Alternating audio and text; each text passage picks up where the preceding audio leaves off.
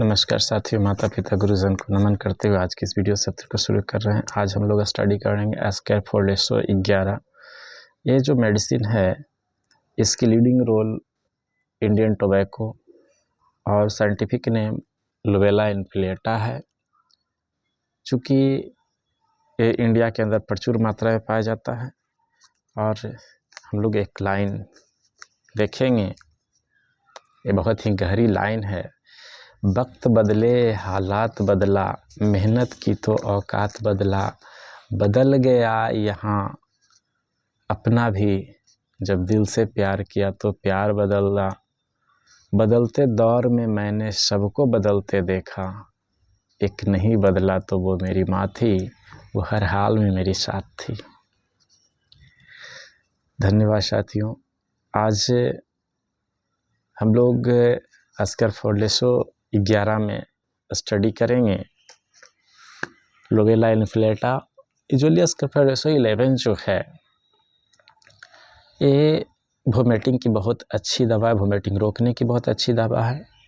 और जिन माताओं बहनों को खास करके मॉर्निंग सिकनेस होता है, यानी डिलीवरी पीरियड में जो होते हैं उस समय उनकी वोमिटिंग सुबह सुबह लगभग हर दिन होती है, तो वैसे सिचुएशन में ये मेडिसिन बहुत ही इफ़ेक्टिव मेडिसिन है। साथ ही हम लोग देखेंगे कि एस्कैरफोल्डेसो 11 जिन माताएं बहनों को खास करके हमने हमेशा देखा है सफ़र के दौरान गाड़ी में जाते हैं तो उनको वोमिटिंग होने लगता है। ऐसे बिल्कुल ठीक हैं, ऐसे कभी उनको वोमिटिंग नहीं हो रहा है, बट बिल्कुल नॉर्मल हैं। मगर जैसे ही गाड़ी पे बैठते हैं और कुछ दूरी जाते हैं तो उनको वोमिटिंग कंटिन्यू परसिस्ट होता है। तो ऐसे कंडीशन में एस्कैरफोल्डेसो 11 को यदि पहले ही D3 डाइल्यूशन से ले लिया जाए तो उनकी वोमिटिंग नहीं होगी। साथ ही मेडिसिन भी सेफ है। दूसरा जो कंडीशन हम लोग देखेंगे क्रॉनिक वोमिटिंग, यानी जिनको बहुत सारे मेडिसिन खाने के बावजूद भी वोमिटिंग पे सफलता नहीं मिलती, 15 दिन से 20 दिन से 4 दिन से, मतलब ऐसा हमने देखा है कि हर दिन वोमिटिंग हो रहा है। एक तो मॉर्निंग सिकनेस जो है डिलीवरी पीरियड में होता है और एक अदर कंडीशन में भी होता है, जैसे लीवर डिजीज़ में भी हो गया, किडनी डिजीज़ में भी हो गया। तो वैसे कंडीशन में क्रॉनिक स्टेजेस में ये मेडिसिन काफ़ी इफ़ेक्टिव है। चूँकि ये मेडिसिन सेंट्रल नर्वस सिस्टम की मेडिसिन है, नौजिया की मेडिसिन है, चक्कर आने की मेडिसिन है, जिनको चक्कर आता है। साथ ही साथ एक बात बता दें कि हमारे देश में बहुत से लोग खैनी खाते हैं,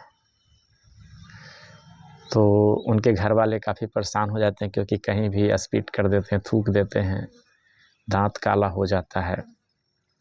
और बगैर खैनी के तो हमने देखा है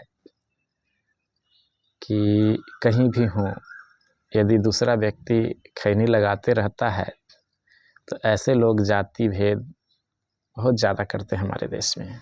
खास करके बिहार के अंदर में हम देखा है कि बोलते हैं कि वो नीच जात है, वो अछूत जात है और उसकी छुई हुई चीज़ें नहीं लेंगे, छुई हुई चीज़ें नहीं खाएंगे।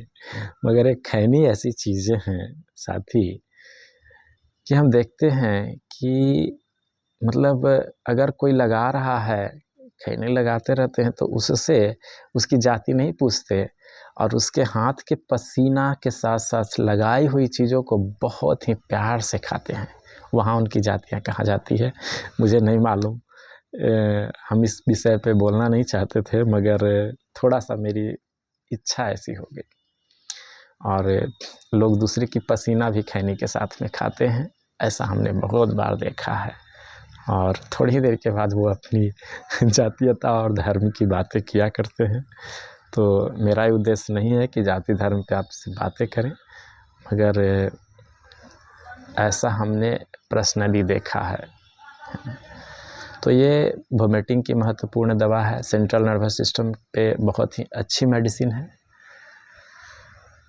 और किसी भी तरह से वोमिटिंग अगर हो रहा है तो उसके लिए बहुत ही महत्वपूर्ण मेडिसिन है।